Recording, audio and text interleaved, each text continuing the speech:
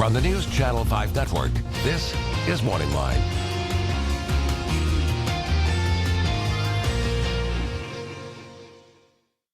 Good morning, everyone. Thanks for joining us on MorningLine on this Wednesday. Nick Barris here, and a good show on tap for you. One that's of great interest to me, and I think will probably be for you as well.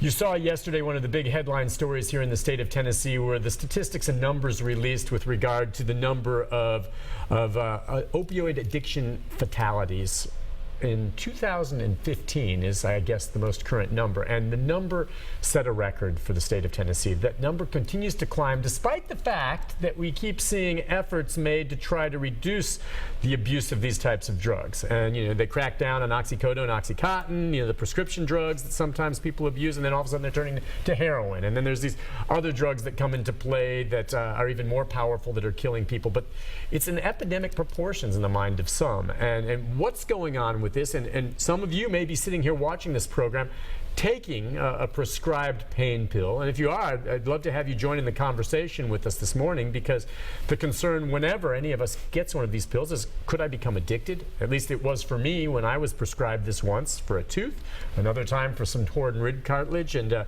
I really ended up sitting in pain after an initial pill that I took because I didn't want to take the rest because I was afraid of taking these pills. Anyway, we're going to get into all of that and more. Take your phone calls this morning. I invite you to join in the conversation with a doctor from over at Vanderbilt. Dr. David Edwards is with us. Good morning to you, sir. Good morning. It's a pleasure having you. Come on. Thanks for coming on such short notice. We Great wanted to be here.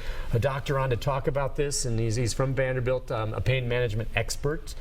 And I want to try to break, if we can, some old ground, of course, because we've been talking about this issue for a long time, and some new stuff from your perspective. Now, did that release yesterday from the state surprise you at all? It doesn't surprise me. The numbers keep going up with respect to opioids. The number of people using them, the number of surgeries and procedures that we all undergo in a given year. And the only thing strong enough to treat the pain for those procedures is opioids. So opioids are what? Again, it comes from the poppy? Is that what it is? That's right. Or is there are there synthetic opioids now? The older opioids, traditionally used, classically used, are morphine. Okay. Morphine's the classical one. Yeah. Derivatives of that are such things as heroin, fentanyl, and these are more synthetic versions, sometimes more potent versions, to be able to help us get through more difficult surgeries. You, as a doctor, have you prescribed opioids before for patients in a controlled setting, right? I definitely do. And is that because it is the most effective method of controlling some of the pain folks will have for either post-op or, cancer, things like that? Right.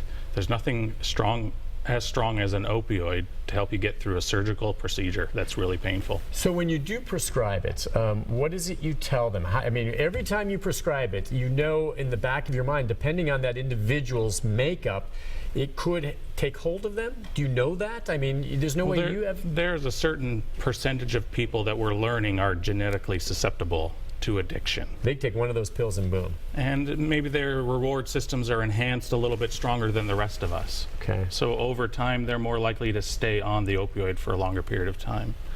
But that's not a lot is known about that and which particular people would be susceptible. Okay. It ranges between maybe 1% and 10% of all people exposed. We're not quite sure what the exact numbers are, but. All right. So when you give it to them, it's usually to a certain number of pills, like I got when I had my rib cartilage, right. And hopefully that's enough to carry them through the period of pain, and then they're done with it. And if they were to come back to you after going through, a 2-week supply or 30-day supply and ask you for more, you would probably become suspicious, would you not?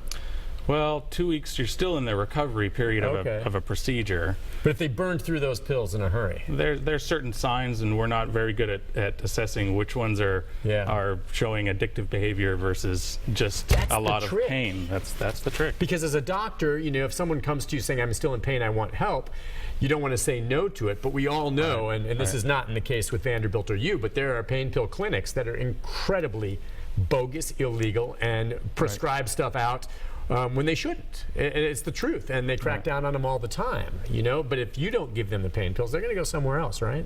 They can go somewhere else. Yeah, everyone can go somewhere else. You can find pain pills on the street for much cheaper than the copay would be for your prescribed opioids. The overdoses that lead to the fatalities, they occur when and how? So, we're not talking just about procedural opioid prescriptions here. Right.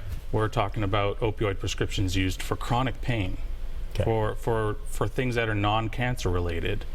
We put things in different categories as prescribers.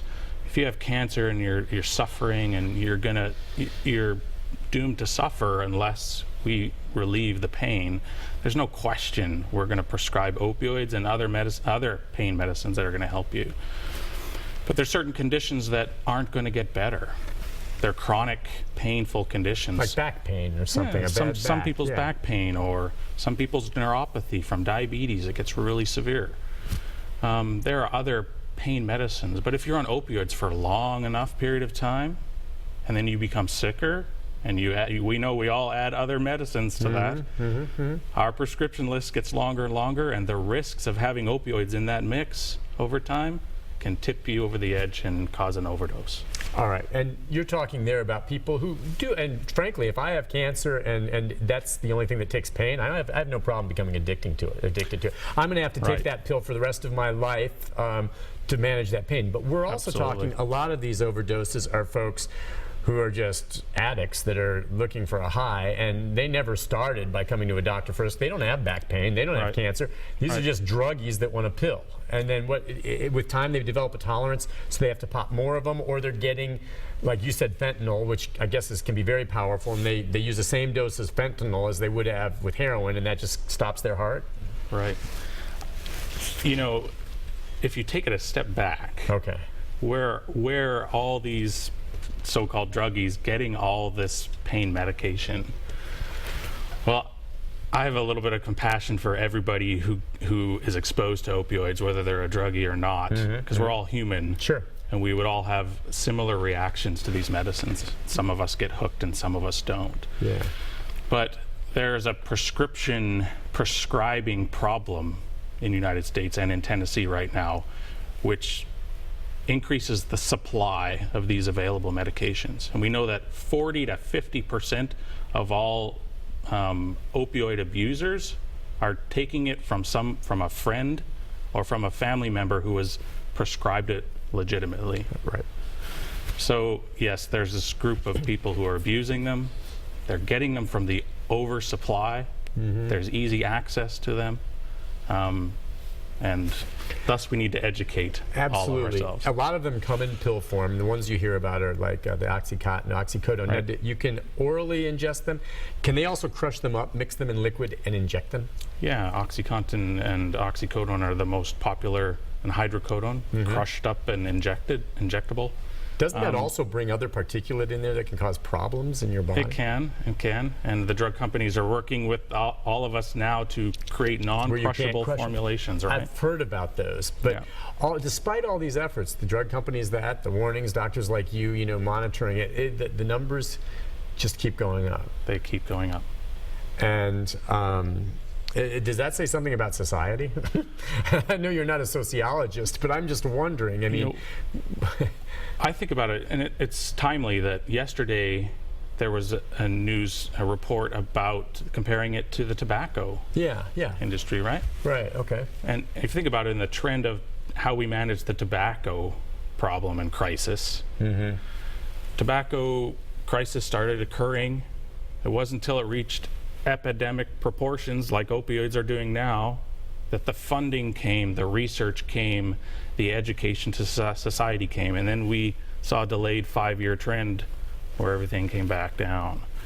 We're not seeing the trend yet in opioids. The money's coming, the education's coming, the numbers keep going up.